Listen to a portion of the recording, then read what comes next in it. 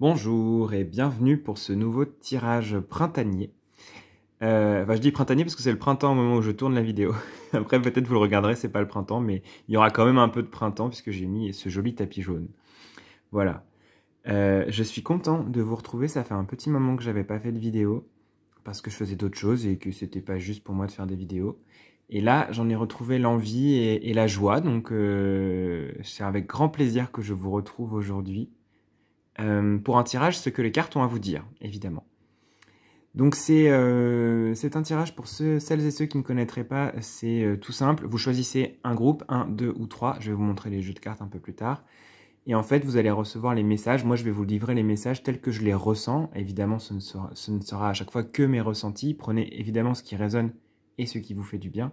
Mais l'idée, c'est de vous livrer les messages qui passent à travers moi pour vous au moment où vous regardez la vidéo. C'est-à-dire que peu importe le moment où vous la regardez, vous recevrez les messages juste à ce moment-là. Voilà, bon, je pense que c'est assez clair. Bienvenue. Pour le groupe numéro 1, il s'agit du Tarot of the Abyss. Je vous montre un petit peu, ça peut vous aider à choisir éventuellement, de voir un peu l'ambiance des jeux, qui évidemment change le tirage en fonction. Tchouk. Tarot of the Abyss pour le groupe numéro 1. Groupe numéro 2, il s'agit du Tarot Yokai Yochi. Ambiance très différente.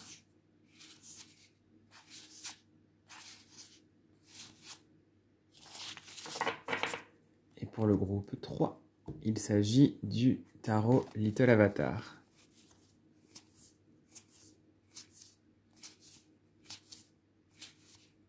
J'espère qu'on y verra assez clair sur la vidéo, je pense que oui. Mais bon, il y a des fois des grands accès de soleil et puis des grands accès de nuages, donc ça c'est indépendant de ma volonté. Je vous prie de bien vouloir m'en excuser. Ceci étant fait, je vais vous tirer une petite carte.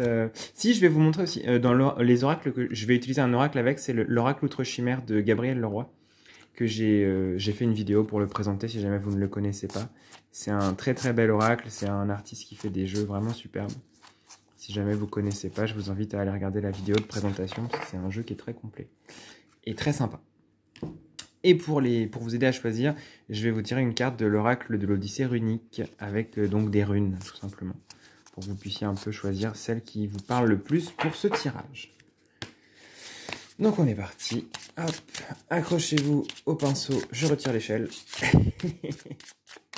Non, tout va bien se passer, on va faire ça en plus cool, c'est la reprise pour tout le monde. Tranquille. Allez, groupe par groupe. Vu que je suis content de vous retrouver, je vais sûrement vous faire plein de blagues plus ou moins drôles, mais voilà, c'est comme ça. Donc groupe 1, groupe 2 et groupe 3. Je vais bien évidemment vous les montrer un petit peu plus. Donc pour le groupe 1, il s'agit de la rune d'Agaz. Les mots-clés associés là sont éveil et percée. Pour le groupe 2, il s'agit de Gera, dont les mots-clés sont accomplissement et cycle de vie. Et pour le groupe 3, la rune Uruz, force et détermination. Donc, hop, je vais mettre les jeux de côté. Je fais ma petite tambouille, tchac. Et on va passer au groupe numéro 1, qui avait choisi le Tarot of the Abyss et la rune d'Agaz, que je vous mets ici. Hop, on la voit en plus avec la brillance, magnifique. Donc on va tirer 3 cartes du tarot qui vont être un petit peu le message du tarot pour vous. Puis après on aura 2 cartes de l'oracle Outre-Chimère dont j'aimerais bien qu'elles communiquent un petit peu entre elles selon ce qui a été prévu pour l'oracle. Je vous en redirai 2 mots quand on y sera. Hop. Groupe numéro 1. Qu'est-ce que les cartes ont à vous dire ?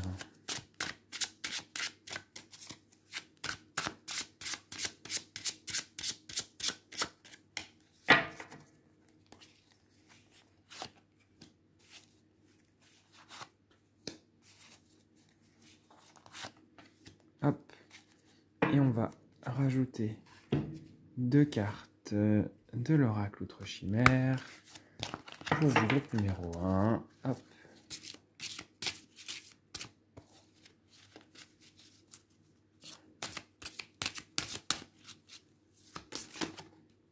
bah, une. Hop.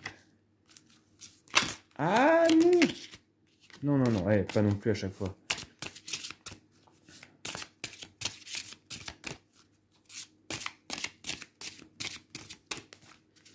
Et 2. Hop. Et on va les mettre comme ça, tiens. Est-ce que vous les voyez? Oui, magnifique. Ok. Allons-y. Donc, déjà, on va commencer par le tarot. Tchouk. Ok. Alors, je pense pour ce groupe-là, pour ce groupe numéro 1, qu'il est question, et d'ailleurs ça me parle beaucoup avec cette idée d'éveil et de percée, il est question d'aller chercher en vous les ressources de votre épanouissement et de votre... comment dire? Trouver là où vous allez pouvoir être vous-même et là où vous allez pouvoir révéler vos potentiels. Vous voyez, on a ces deux cartes quand même qui pourraient représenter presque la même personne. On a ce cavalier d'épée qui sort d'une espèce de boule d'énergie lumineuse, son épée, et donc son côté acéré, sa détermination, sa... j'ai pas le mot qui me vient là. Son discernement. Voilà. Elle a beaucoup de discernement. Et il y a aussi ce personnage, la reine de Pentacle, qui va chercher dans les entrailles de la terre, au profond d'elle-même, dans l'ancrage, dans la terre, dans les racines. Alors ça peut aussi être les racines familiales. Peut-être que pour certaines personnes, vous avez fait un travail de généalogie ou de comprendre un petit peu comment vous êtes affecté par par l'héritage transgénérationnel, c'est ce qu'on dit. Après, on parle d'héritage transgénérationnel souvent en négatif, en disant oui, on a hérité de choses pas cool, mais il y a aussi des choses positives. Là, j'ai l'impression que c'est plutôt du positif. Ou alors, si jamais il y a du négatif dans tout ça, on l'enlève, on élague, on enlève les épines. C'est un peu tout ça. Puis on a en centrale, je vais revenir un peu plus sur les cartes, bien évidemment. En centrale, on a cette carte du 8 de Pentacle, qui est très concrètement une carte de travail, une carte d'agencement, une carte de construction. Je pense qu'en ce moment, vous êtes à l'image de ce 8 de Pentacle. Vous êtes en train de vous construire. Vous êtes en train de... En fait, je pense que pour ce groupe-là, vous avez un peu fait exploser vos murs intérieurs, vos limites, vos barrières. Et avec ça, vous avez sélectionné les débris qui vous conviennent, les éléments qui vous parlent. Vous avez fait des petits symboles sur ce que vous vouliez garder et vous avez mis de côté ce que vous vouliez jeter. Et vous faites un mur avec ce qui est bon pour vous, ce que vous voulez, ce que vous souhaitez dans votre vie. Donc en fait, je pense qu'il y a eu une explosion pour vous. Ça a été compliqué. Vous avez eu une période de perte de repères. Peut-être que vous êtes encore un tout petit peu dedans. Et là, les cartes sont en train de vous dire, ouais, mais c'est cool parce que là, tu es en train de reconstruire à ta mesure. Tu es en train de faire ton propre muret, en fait. Les limites que tu poses maintenant sont tes limites, celles que tu as déterminées. Et ce ne sont pas des limites enfermantes, ce sont des limites qui vont délimiter ta propriété, ton espace intérieur.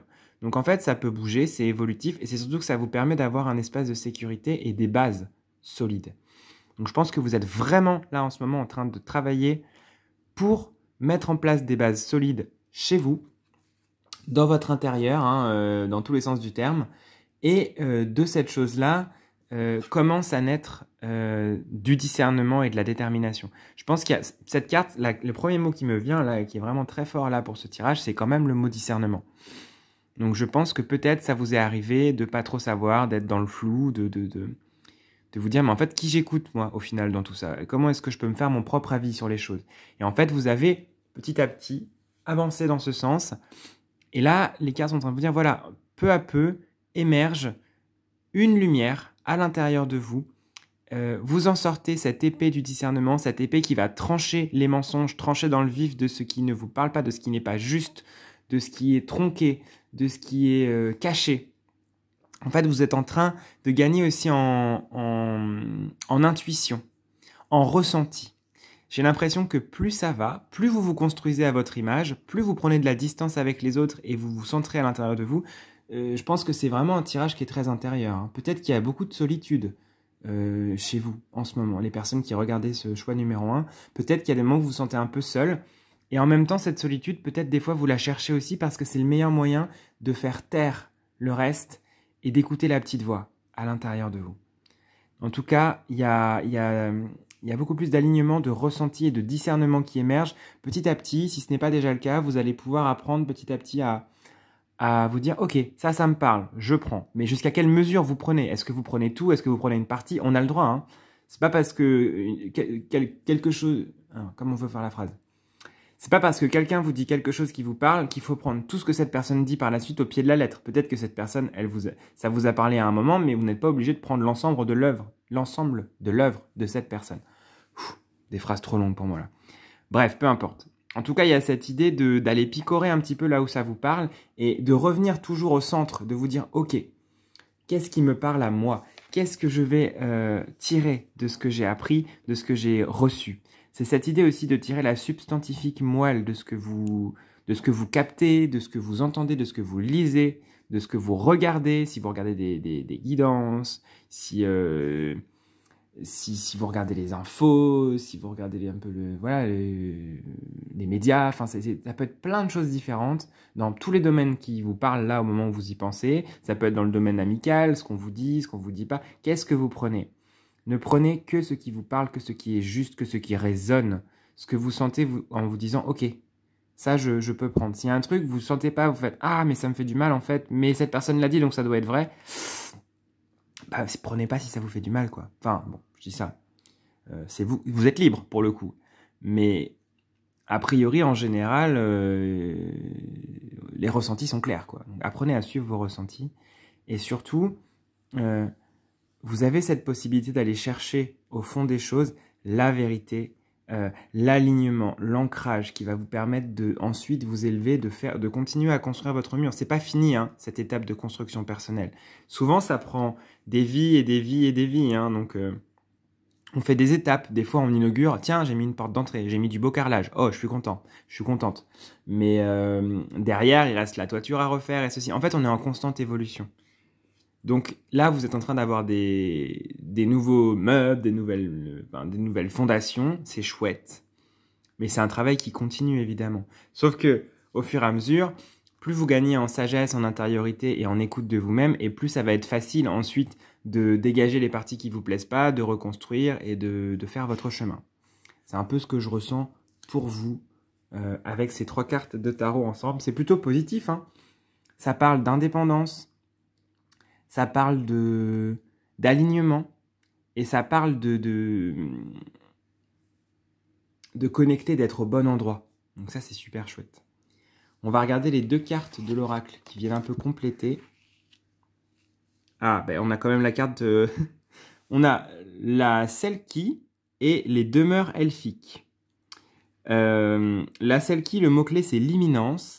Et les demeures elfiques, le mot-clé, c'est la construction. Est-ce qu'on ne parlait pas de base, de maison, tout le temps? Et on a la maison qui est là. C'est quand même génial. L'imminence d'une maison qui vous parle. C'est quand même incroyable, ces 2 cartes. D'ailleurs, je ne sais pas ce que c'est une Selkie, mais ça me fait penser à un petit dragon, c'est magnifique. Et on va regarder juste là. Vous voyez, on a la petite chimère ici. C'est une queue de requin et une tête de taureau. Et là, le taureau, c'est la stimulation. Ici, en fait, en fonction de la tête qui est sur la carte d'à côté, on a un mot-clé qui est associé. Et là, comme c'est le taureau, c'est stimulation. Donc en fait, je pense que vous êtes effectivement stimulé en ce moment. Vous êtes dans cette envie de construire et vous sentez à quel point ça vous fait du bien, à quel point vous êtes au bon endroit, à quel point vous êtes aligné. Vous êtes guidé d'ailleurs. Et c'est comme si, là, on retrouve un peu cette espèce de cercle à l'intérieur de vous.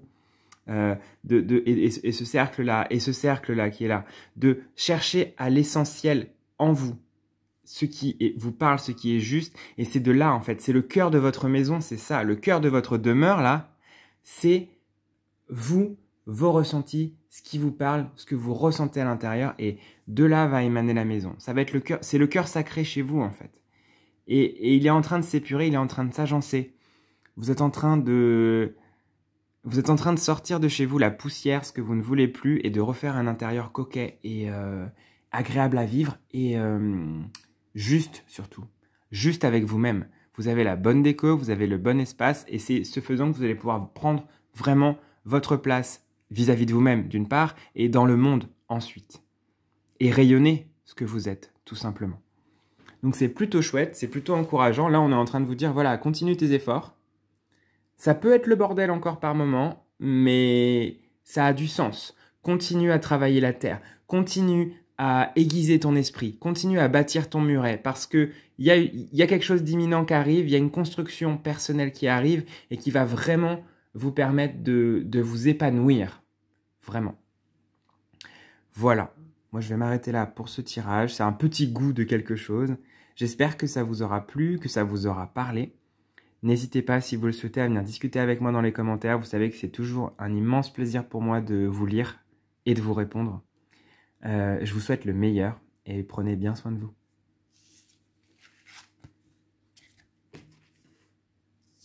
Hop. On va passer au groupe numéro 2, hop, qui avait choisi la rune Gera, avec les mots-clés accomplissement et cycle de vie,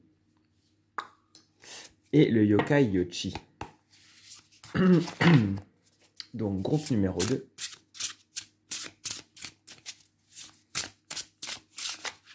Je vais prendre, comme d'habitude, pour ceux et celles qui connaissent, 3 cartes du tarot pour voir un peu ce que le tarot a à vous dire. Et après, 2 cartes d'oracle pour venir compléter ce qui aura été dit.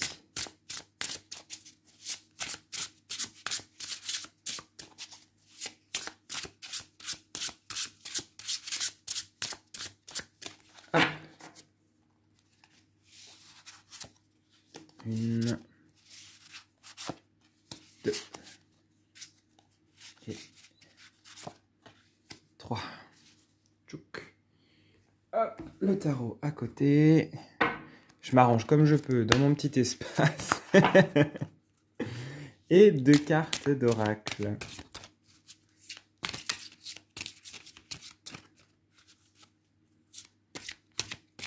Oups. Tchac, c'est bon, je vous ai pas trop fait tomber. Pour le moment, j'ai pas fait tomber ma caméra, je suis très fier de moi.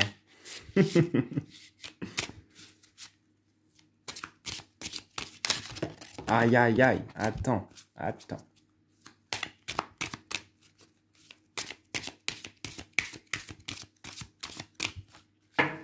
Ok. Une carte et une autre. Je vais vous les arranger un petit peu mieux que ça.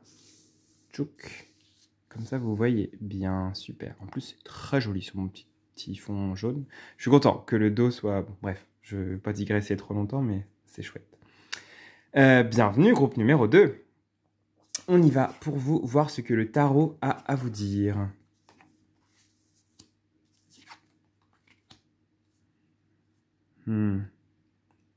Ok. Déjà, pour moi, ce que je ressens, c'est que cette carte, elle vous représente ici. C'est-à-dire que vous êtes dans cette posture du magicien. Vous êtes... Et là, le magicien, il sort un peu comme étant un apprenti. Un apprenti au sens où vous êtes un peu encore en train de chercher. Vous faites des expériences, des tâtonnements. Je pense aussi qu'il y a ce côté très volatile, fluide, changeant chez vous. Peut-être que vous avez tendance à aller piocher un peu à droite à gauche. Tiens, qu'est-ce qui pourrait me faire du bien? Vous êtes en train de vous façonner, entre guillemets, de vous... comment dire ça? Vous êtes en train de vous nourrir, voilà, il y a cette idée. Vous êtes en train de vous nourrir, donc de vous remplir, du coup, de choses... vous êtes en train de chercher ce qui vous parle, ce qui vous fait du bien. En ce moment, j'ai l'impression. Et c'est drôle parce qu'on a 2 3, on a le 3 d'épée et le 3 de denier. Et donc, ça oppose ce 3 d'épée qui est quand même très triste, il a un fardeau, etc., il en peut plus. Et ce 3 de denier où il y a ces 2 petites chaussures là, qui sont en train de jouer dans les pièces. Et il y a quelque chose un peu de l'ordre d'une collaboration et d'un partage des choses. Je pense que chez vous, il y a cette idée que vous êtes encore... comment dire? En fait, je vais essayer de formuler mon idée, c'est très étrange. C'est-à-dire que Enfin, étrange. Ces 3 épées-là, elles me font penser que ces pièces sont trouées au centre. Il y a 3 épées, 3 pièces trouées. C'est évidemment des pièces étrangères, hein, donc c'est normal, c'est pas la même monnaie que nous. Mais moi là, ça me parle, puisque les deniers souvent sont associés au domaine matériel, terrestre, financier, mais aussi l'incarnation. Enfin, moi, je le relie souvent à ça. Et c'est comme si vous aviez été blessé, vous aviez été... vos pièces qui représentent votre rapport à la Terre et à l'incarnation, elles ont été trouées au centre. Donc en fait, il y a des blessures chez vous qui sont en train de cicatriser. Et en fait, ce magicien-là, il est en train de chercher, donc vous, êtes en train de chercher des pansements aussi, des baumes, des éléments qui vont vous permettre de cicatriser. Vous êtes en train de chercher de la guérison, du pardon, de la transmutation, un passage à autre chose. Parce que vous n'en voulez plus de cette tristesse du petit personnage ici qui porte le poids du monde, puis qui a été transpercé 3 fois, il pleut, ça a l'air très compliqué d'avancer. En plus, il y a assez peu de vision. Il n'y a qu'un œil.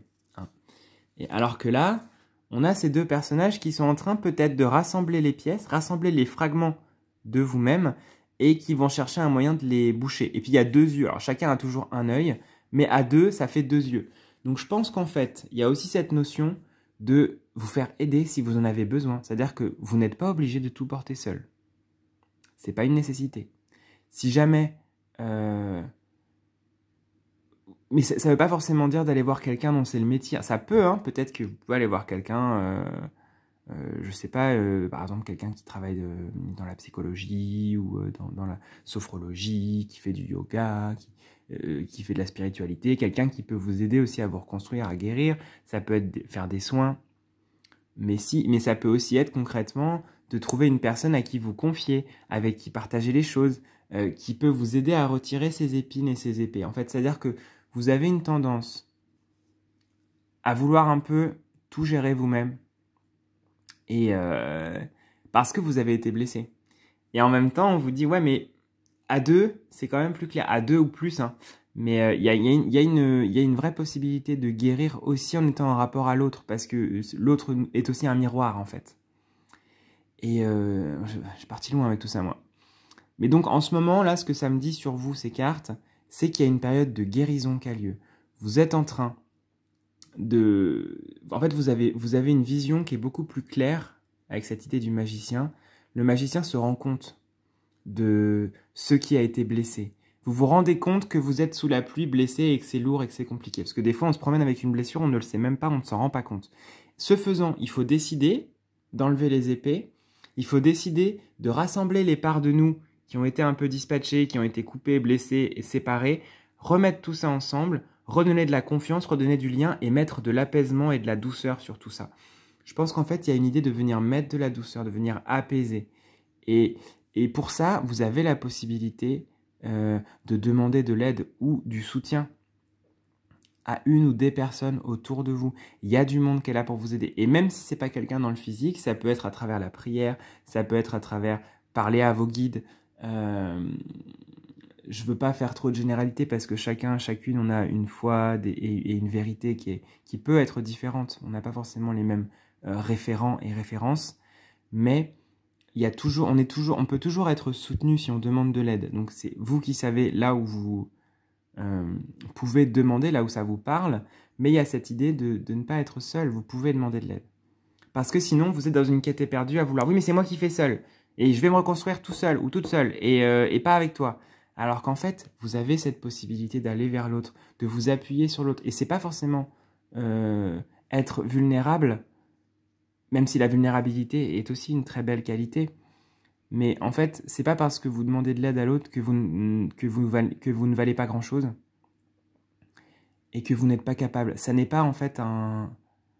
Il n'y a pas à vous juger d'avoir besoin d'aide.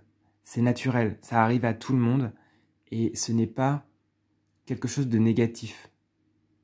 C'est de l'entraide, c'est de la construction ensemble. Finalement, on peut pas... on construit très peu, on construit moins bien et moins vite, enfin moins qualitativement seul qu'à plusieurs. Je pense qu'il y a vraiment cette idée de l'aide, de trouver les bonnes personnes pour vous aider. Ça peut vous soulager parce que peut-être qu'il y a une tendance chez vous à « oui, mais c'est moi tout seul, c'est moi qui... » ou « toute seule, c'est moi qui vais faire. » Alors qu'en fait, ça vous soulagerait de lâcher un peu ça. Mais en tout cas, il y a cette conscience, prise de conscience de ce qui vous blesse, de ce qui ne va pas et de ce qui... Ça a émergé en fait. Et vous avez décidé de rassembler ça et de vous en libérer. La manière de faire, ça vous appartient.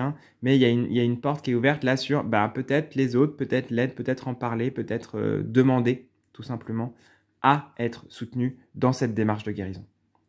Voilà, j'espère que j'ai été clair, parce que je suis un peu parti dans tous les sens, par moments peut-être. Bon, j'espère que ça vous aura parlé, quoi qu'il en soit. Alors, c'est drôle, on a eu cette carte aussi dans le groupe d'avant. Nous avons le conciliabule avec la bête, le mot-clé c'est la convergence, et les demeures elfiques, la construction. C'est drôle parce que le groupe précédent, il y avait aussi cette idée de se reconstruire et de, peut-être plus fort même que chez vous, mais de venir un peu remettre les briques là, de leur vie. Et chez vous, c'est plus une question de venir guérir, venir apaiser. C'est moins une question de base qu'une question de guérir du rapport à l'autre et du rapport à soi-même, et même du rapport à la blessure. Je vous montre juste cet oracle, comment il fonctionne. Il y a cette idée, ça fait taureau là. Ah non, c'est lion-taureau. Ouais, lion-taureau. En fait, on a la tête de l'animal à gauche et le corps à droite. Et en fait, en fonction de la tête qui est là, il y a un mot-clé qui est associé. Là, c'est une tête de taureau. Donc, ce qui est associé, c'est l'approche. Ce qui est étonnant, parce qu'on a quand même deux personnages ici qui sont ensemble. Et il y a cette idée d'approche. Donc, je pense qu'en fait, c'est aussi apprivoiser. D'ailleurs, c'est le conciliabule avec la bête. Donc, il y a cette idée de apprivoiser vos peurs, d'aller leur parler, de leur dire « Ok, je sais que tu es là, je sais qu'il y a cette peur, qu'il y a cette blessure, qu'il y a ce traumatisme en moi. Qu'est-ce que tu veux me dire? Pourquoi tu es encore là? Comment est-ce qu'on peut guérir ensemble ?» Et c'est un dialogue soit qu'on fait de soi à soi, soit que vous pouvez faire avec l'aide de quelqu'un d'autre. Avec un tirage de cartes, avec un soin énergétique, en séance avec quelqu'un dont c'est le métier, etc. Mais en fait, il y a ce besoin-là pour être complet, d'aller récupérer les parts de vous qui ont été dispersées, qui ont été blessées. Et voire même que vous avez tenu à distance parce qu'elles vous faisaient peur. Il y a cette idée de, en tant que magicien que vous êtes, de vraiment rassembler. Et une fois que tout est rassemblé, le puzzle est placé, ça irradie, ça illumine. Et la construction de vous-même est complète. Et vous pouvez enfin avancer sereinement dans votre vie. Voilà, j'espère que ça aura été clair malgré tout, que ça vous aura parlé. N'hésitez pas, si vous le souhaitez, à me faire des retours dans les commentaires sur les points flous ou sur les points qui vous ont parlé au contraire, ou n'importe quoi d'autre. Ça me fait toujours plaisir de vous lire et de vous répondre. Je vous dis à très bientôt, prenez bien soin de vous. Je fais des bisous.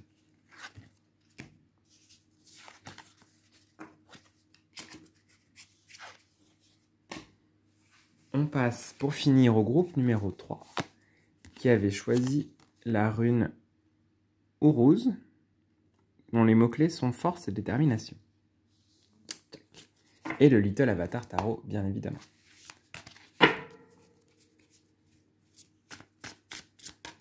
On va prendre 3 cartes du tarot qui vont permettre un petit peu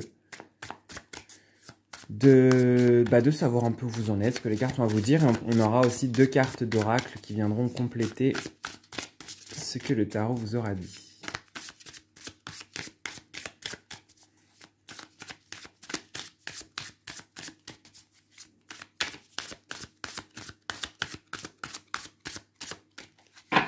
Alors,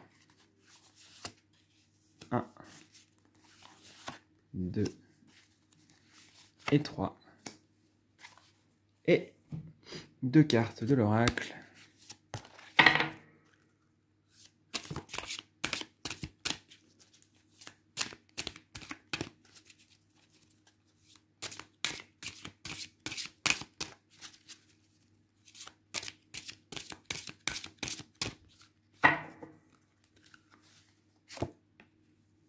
Une et 2. Tchac. Ok. Donc bienvenue. C'est chouette. On va commencer. Ce que les cartes ont à vous dire avec le tarot. Ok. Alors, je pense que chez vous... C'est drôle, les groupes sont assez proches hein, finalement dans ce que je ressens. C'est des nuances un peu différentes, mais c'est drôle, il y a des éléments du groupe d'avant qui me viennent aussi pour vous. J'ai l'impression qu'il s'agit de faire la paix avec un traumatisme aussi là. Vous voyez cette carte du 10 d'air, 10 d'épée, dont on sent quand même qu'il y a il y a eu une blessure, il y a eu une cassure, il y a quelque chose qui est compliqué. Alors ça peut être aussi une prise de conscience, un traumatisme, un événement compliqué que vous avez vécu ou que vous êtes en train de vivre. Peut-être que c'est pas encore tout à fait fini, mais j'ai l'impression que ça appartient quand même pour beaucoup de personnes à un élément du passé qui continue à avoir une résonance sur le présent, alors que c'est passé et qu'on pourrait dire « Ok, ciao, bye bye, on laisse tomber quoi ». On a cette carte ici. Alors, je vais commencer par celle-là, le 3 de feu.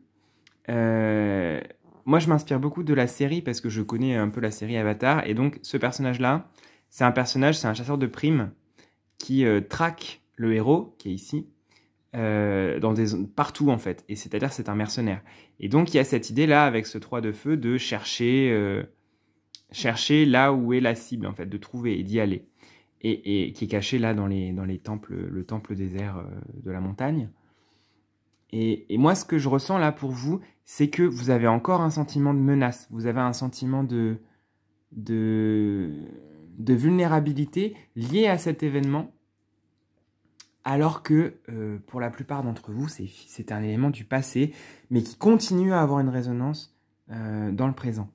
Alors que le conseil qui vous est donné, c'est de dire « Ok, on va laisser tomber, on va transmuter les épées en papillons. » Il y a cette idée de transformer cette blessure en quelque chose de plus doux, de plus coloré, de plus léger, fluide, de vraiment faire la paix avec ce qui s'est passé. Et ça peut vouloir dire des fois accepter aussi ce qui s'est passé. Parce que quand on vit un traumatisme, souvent il y a quand même cette espèce de réflexe de tenir à distance, d'être dans le fait de nier ça, ou de dire voilà, je ne veux pas avoir affaire à ça.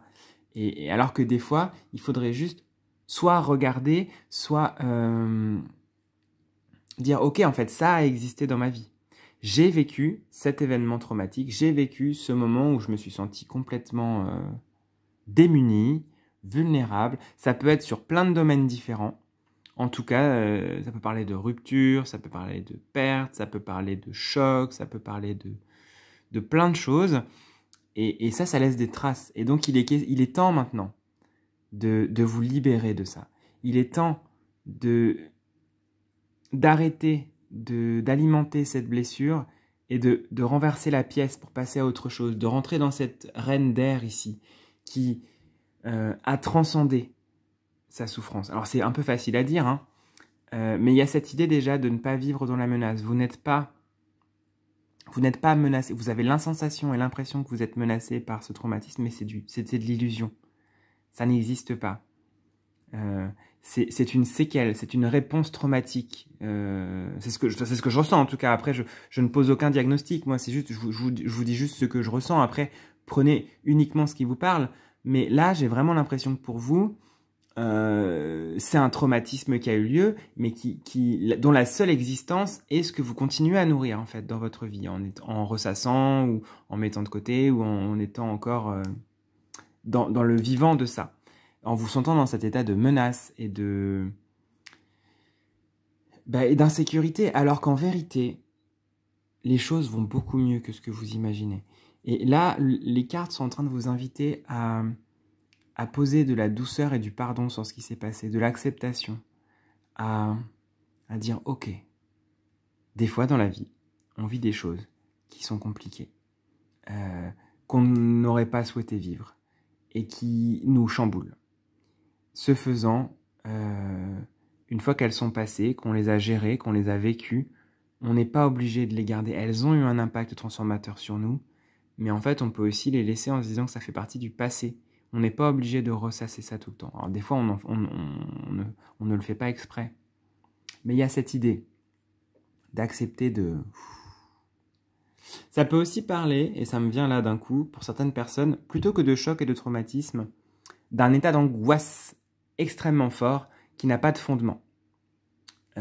Voyez ce qui vous parle le plus. Il y a peut-être des personnes à qui ça parlera, cette idée de traumatisme.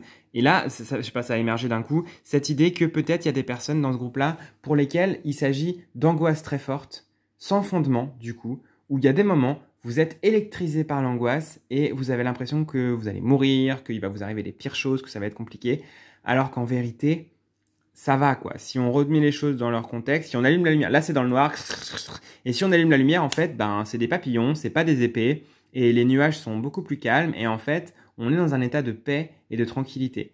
Donc,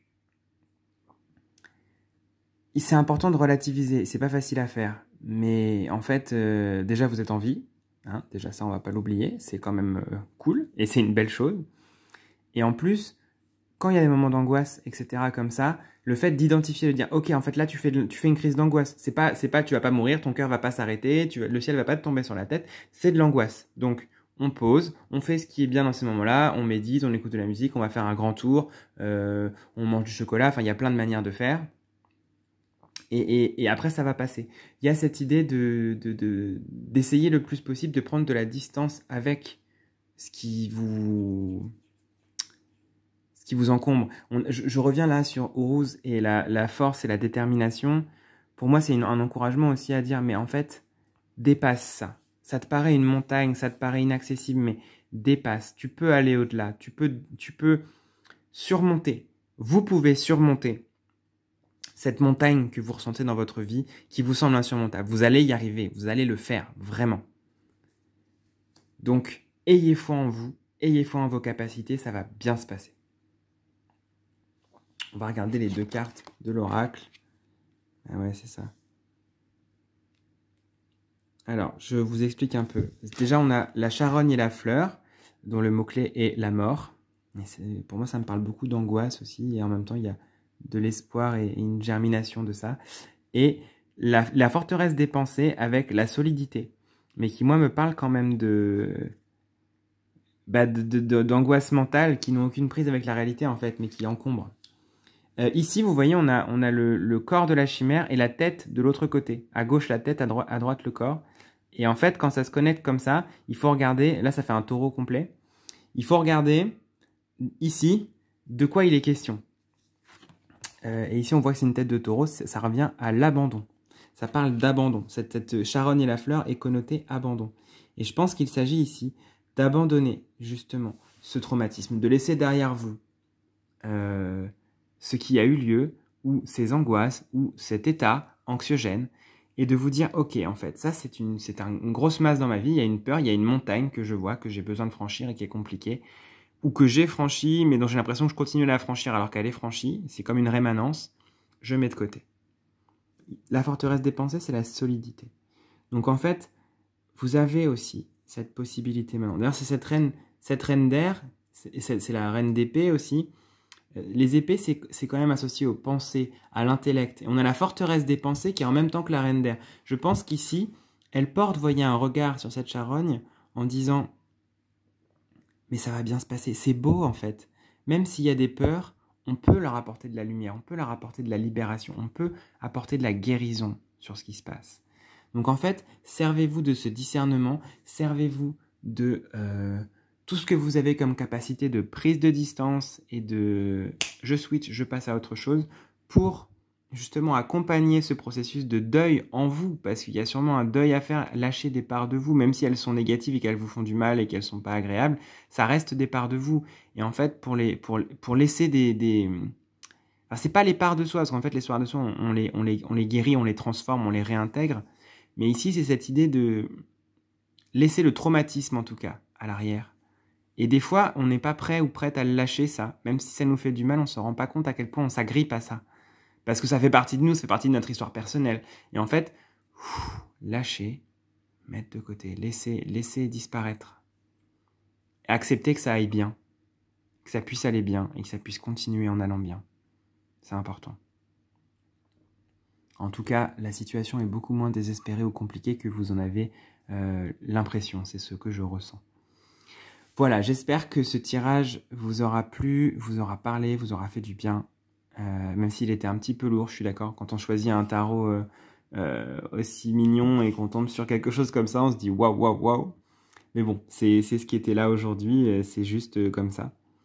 Si vous voulez me faire des retours dans les commentaires, c'est toujours un plaisir de vous lire, que ce soit des choses qui vous ont parlé ou moins parlé, ou simplement, ou même autre chose. En tout cas, c'est toujours une joie pour moi d'avoir un dialogue avec vous. Je vous souhaite le meilleur et je vous dis à très bientôt. Prenez soin de vous.